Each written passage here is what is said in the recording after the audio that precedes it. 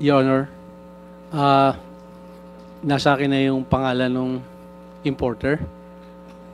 So, I would like to say it now. Yung tinanong nyo kanina, Your Honor, kung sino yung nag-import. Okay, sige, ganito muna. You hold on to your horses, Mark. Let us listen first to Commissioner Faildon. Sige, Commissioner.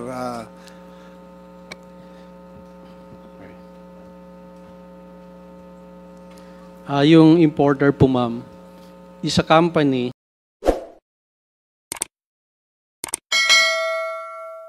na EMT Trading.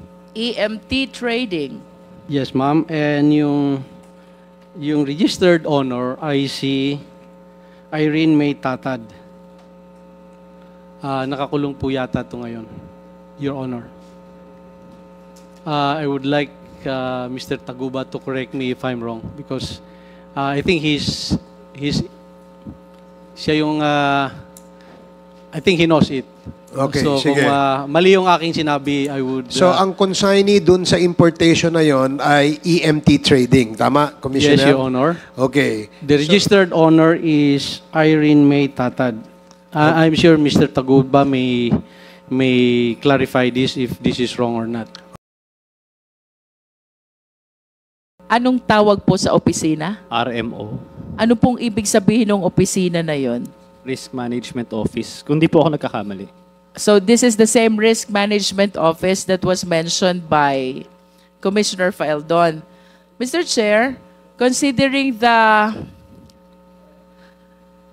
vital information, I believe, which can be shared by the RMO with respect to the alleged manipulation of this yellow lane, green lane, red lane, in relation to the TARA system, I humbly move that we invite for our next hearing the head of the Risk Management Office of the BOC. Second, Mr. Chair. Okay, there is a motion to invite the risk management officer of the BOC, the head. Duly seconded. Any objection? Hearing none, the said motion is now approved. Mr. Taguba, kung ako mag-i-import ng firearms and ammunition, but I will be enrolling myself in the TARA system, alleged by you. So mapupunta ako sa green lane, exempted ako from document inspection, exempted ako from physical examination, malulusot ko ang firearms and ammunitions without knowledge at all of the BOC. Well, unang-una, hindi po ako papayag na magpasok ng ganyan. That is only an assumption. That is a hypothetical question. Pero, yes po, Your Honor. Yes, because you said the reason why you enrolled yourself to what you allege as Davao Group is to be able to avail of this TARA system, which, as described by Mr. Guban, has been existing in BOC since time immemorial. And the significance of this TARA system, kapag nag-green lane ka, exempted ka sa document inspection, exempted ka din sa physical examination. Do you confirm that? Yes, sir. Pwede ko po bang dagdagan yun? Hindi naman po, katulad po ng sinabi niya, time immemorial po, nandiyan na po yung TARA. Hindi po naman namin ginusto na pasukin yung TARA system na yan. Kaya naman ginagawa yan, siyempre, yung mga negosyante, kung makakabawas ka ng babayaran, gagawin mo. Lalo na kung itong mga For some, yes. Ito pong But for nagpapakonsolidate. some, there is intention really to bring in contraband. Yung iba ang gusto magtipid lang. Pero yung iba, chances are, the intention really is to bring in prohibited items. Would you agree Yes. with me? Yes, Your Honor. Pero katulad po ng sinabi ko, paano naman yung mga maliliit na nagnenegosyo kung yung kalaban nila na nagnenegosyo din, dumadaan sa TARA system, sila naman hindi. Paano nila maibibenta yung mga produkto nila na hindi nila kayang tapatan yung presyo ng mga taong yun? That is just a portion of a bigger perspective, Mr. Taguba. I am more alarmed about the national security of the country considering the manipulation of the entry of goods inside the country. For the information of the Filipino people, based on the previous testimony of our resource persons, kapag enrolled ka sa TARA system, you avail of the green lane, exempted ka sa document inspection, exempted ka sa physical examination. Kung nasa yellow lane ka, exempted ka sa document exemption, inspection, pero hindi ka exempted sa physical examination. Is that correct? Yes po. At Yes, Your kapag Honor. red lane ka, subject ka both to document inspection and to physical examination. Yes po, Your Honor. Okay. This one is very short. Just to wind up. Okay, Congresswoman Jinky Luistro, you are recognized. About the manipulation of the yellow lane, the green lane, and the red lane. Yung sinasabi po ni Mark Taguba, gusto makabawas, gusto makatipid. That is in as far as the revenue generation perspective of the government is concerned. But I wish to invite the attention of the committee to a bigger perspective. Ang pinag-uusapan po natin dito is not only misdeclaration, but even non-declaration. Paano kung may magpasok ng bomba? Paano kung may magpasok ng mga firearms and ammunitions without the necessary declaration? And what if the consignee, the end user of this importation, are terrorist group? I hope we appreciate the possibility na baka hindi lang po income ng gobyerno ang nawawala. Baka hindi lamang po batas ang nava-violate. Mr. Chair, I lament that with that existing system as alleged by our resource persons, we are compromising already even the national security of our country.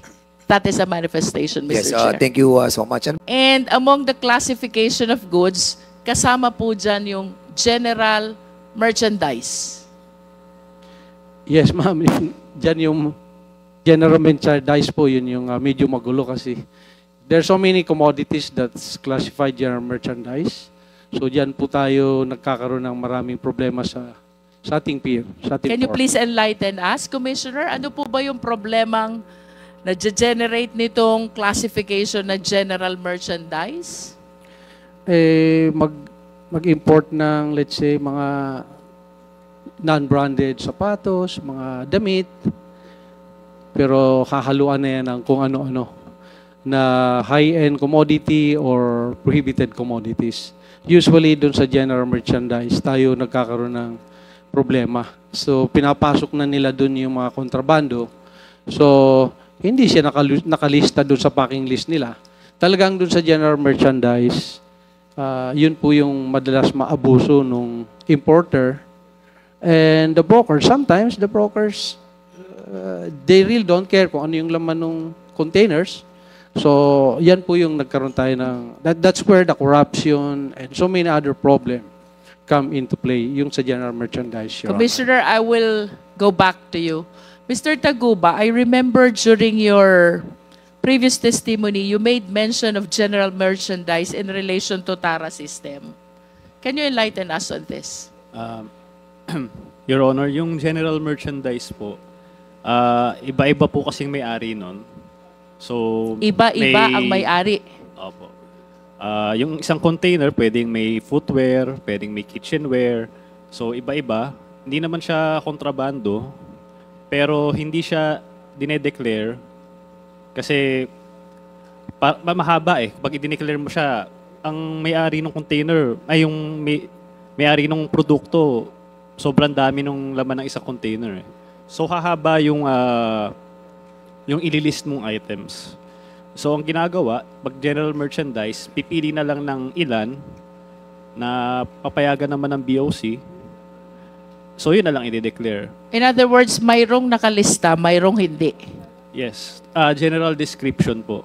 And for some whose intention really is to engage in importation of contraband, sinasadya nila na gamiting classification yung general merchandise para mailusot those which are prohibited. Magagamit po siya sa... Like ganun shabu. din. Pwede po. Yun bang 6.4 billion, if you still remember, Mr. Taguba, was it classified also as general merchandise? Pwede ko po bang i-clarify muna yung sinabi ni Commissioner File doon? Yes. Kung okay lang po. Your Honor, nasa akin na yung pangalan ng importer. So, I would like to say it now. Yung tinanong nyo kanina, Your Honor, kung sino yung nag-import. Okay, sige, ganito muna. You hold on to your horses, Mark. Let us listen first to Commissioner Faildon. Sige, Commissioner.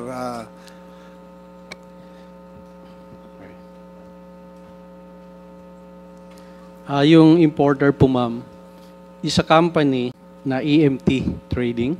EMT Trading. Yes, ma'am. And yung registered owner ay si Irene May Tatad.